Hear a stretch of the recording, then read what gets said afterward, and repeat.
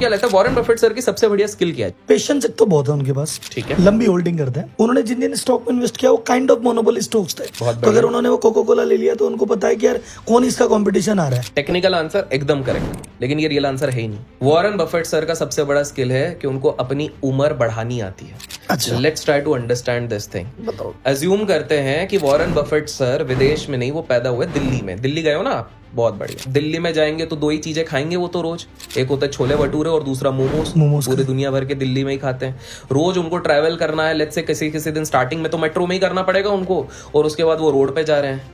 दिल्ली में आपको वैसे भी पता है ऑक्सीजन से ज्यादा कार्बन डाइऑक्साइड चलता है। पहली चीज मुझे बताइए, वॉरेन बफेट सर 40-45 के बाद जी पाते हैं? बहुत कम चांसेस हैं अगर वो दिल्ली में रहते हैं। ठीक है, चलो मान लो वो योगा करते थे तो वो जी रहे हैं, 60 रह जाते हैं। पर अब हम चलते हैं एक किताब साइकोलॉजी ऑफ मनी, और उसमें एक चीज काफी अच्छे से मेंशन है। इंस्टाग्राम पे लोगों ने कांचा बादाम पे डांस कर करके इसको पीछे लगाया हुआ है कि भाई बफेट सर ने सबसे ज्यादा अपना वेल्थ 60 के एज के बाद बनाया है।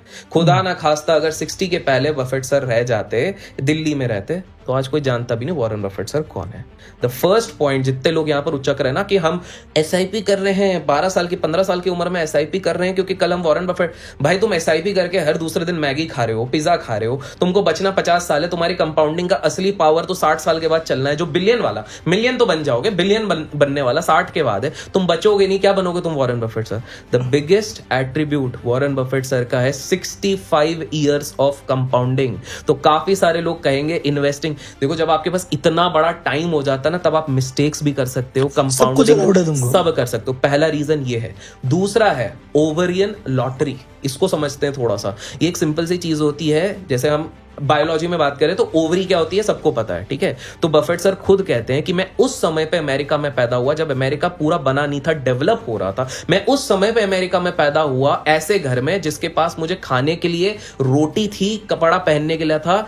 मैं उस समय पे पैदा हुआ जब मेरे घर वाले इतने पोटेंशियल रखते थे कि हर बंदे को उस समय पे वॉर पे भेज दिया जाता था, घर पे उठा के मेरे को नहीं भेजा जाता था। मैं उस समय पे पैदा हुआ जब मेरे पिताजी लॉयर थे, अच्छे से फाइट कर रहे थे पॉलिटिकल पार्टी, तो मैं काफी ज्यादा लकी था। आज के समय पे ओवरियन लॉटरी किसको कहेंगे? जिसके हाथ में एक सेलफोन है, जो ये वीडियो देख रहा है, लाइक कर रहा है, जिसके पास इंटरनेट की कनेक्टिविटी है, जो कहीं से ज्ञान ले रहा है, वो एक लॉटरी का भाग है। ये सब सुसाइड तो पागल ये, और इसमें ओवरियन लॉटरी में 2-3 चीजें ऐड की थी उन्होंने। हाँ, कि मैं मेल हूं, ये बड़ी बात है। एग्जैक्टली। मैं वाइट हूं, ये बड़ी बात, क्योंकि मैं फीमेल होता तो मुझे अपॉर्चुनिटी नहीं मिलती। आपको पता है, मैं अगर ब्लैक होता तो मुझे अपॉर्चुनिटी नहीं मिलती। मैं अमेरिका में की जगह अफ्रीका में होता तो क्या होता मेरा? एग्जैक्टली। तो वो सारी चीजें, क्योंकि 1960 के पहले, जब तक 64 में तो सिविल राइट्स हुए थे, उसके पहले तो ब्लैक जो विमेन, पहले ब्लैक छोड़ो, वुमेन की बात करते हैं, 1960 से पहले तो हार्वर्ड में एंट्री नहीं मिलती थी विमेन को।